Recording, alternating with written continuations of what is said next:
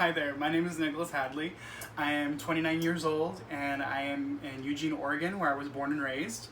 I am a Spanish immersion teacher at a middle school in 8th grade, which means that I teach language arts and social studies, but it's all in Spanish, and my students have primarily had Spanish as a second language since 1st grade or early elementary school.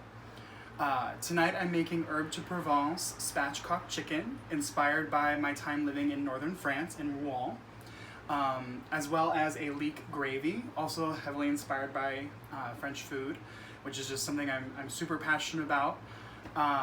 My food is something that I take very seriously. It's very close to home, very close to my heart, because it's a way for me to connect with my friends and family. I'm really used to cooking for large groups of people, large crowds. Our home has always been an epicenter of people coming over and gathering.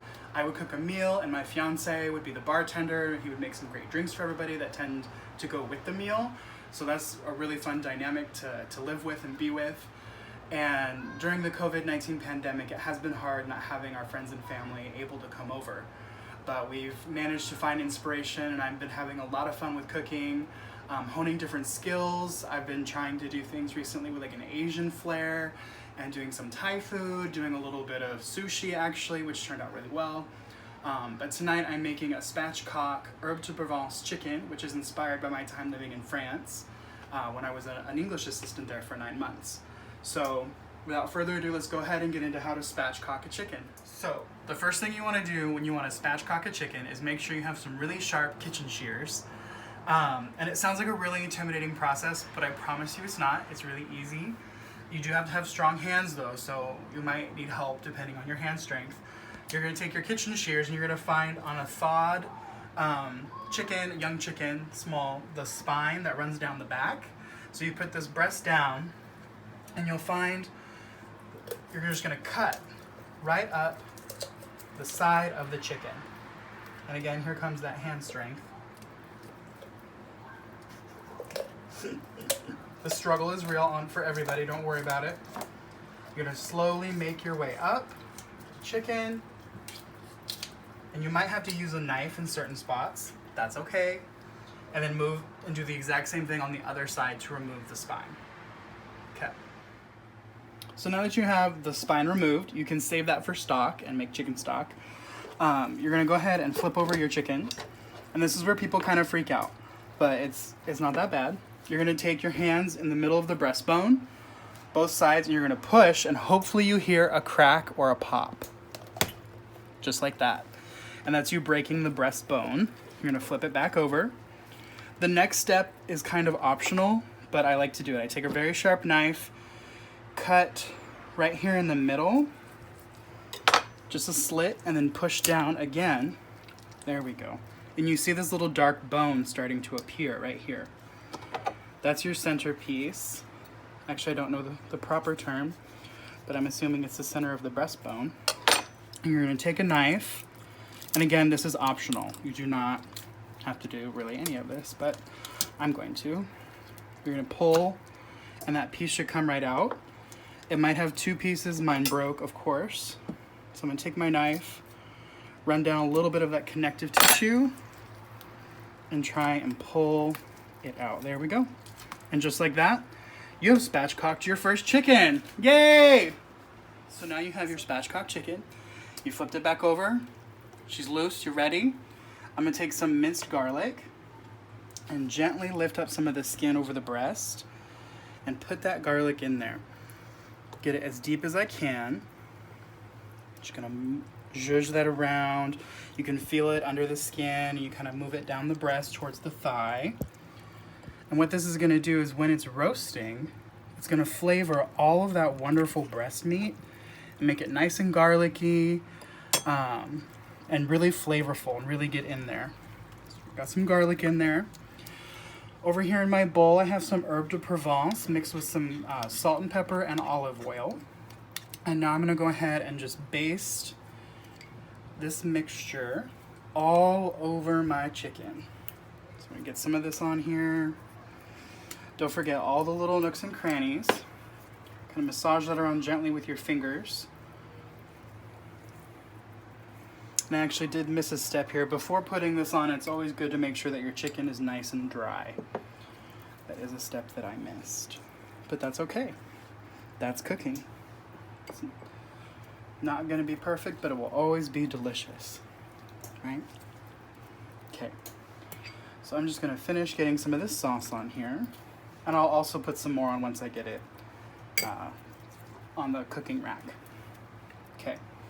So now, I have over here my roasting pan, and this is actually the inner trivet of an Instant Pot, and I use it to hold up my chicken because I don't have any other utensils that work like that. There we go. So now I've got my breasts up on the trivet. I've got some onions and carrots and leeks up underneath the thighs to try and keep them elevated. You want them elevated so that the heat can circulate evenly all around this glorious, glorious chicken. Get some more of your herb de Provence. All right, so once you've got your bird situated, you're gonna go ahead and preheat your oven, have your oven preheated to 425 degrees Fahrenheit. Open it up. On these vegetables, I didn't put anything other than salt and pepper because the grease from the chicken is gonna go ahead and circulate with those veggies. In she goes for about 1 hour. And then I'm going to check it and see with a digital thermometer to see if it's reached 165 degrees Fahrenheit. Ooh, it is hot in here. I got 3 burners going and the oven still at 425. So I had to get a fan going on in here. But we're cooking. I had to move to a bigger pot too because, you know, I like a lot of gravy. And just here in a minute, we're getting ready to add our flour. So this is the butter and the leeks, nice and sauteed. And I got some chicken stock in this pot heating up so that it's not too cold when we combine. Okay, so now we're gonna make the roux. I have a whisk, which is quintessential, and my all-purpose flour. I'm gonna add it about at a tablespoon or 2 at a time while I'm whisking. And I've got 3 tablespoons in so far, and there's a whole stick of butter in this, so you're gonna need some flour. So, once you have, let that cook a little bit. You want to keep zhuzhing it around. You don't want it to burn. And as soon as it's a nice tan color, you're going to add your hot liquid. A lot of people tend to add cold milk. When I add cold milk to a cream gravy, for example, it actually tends to seize and get really clumpy and hard to deal with.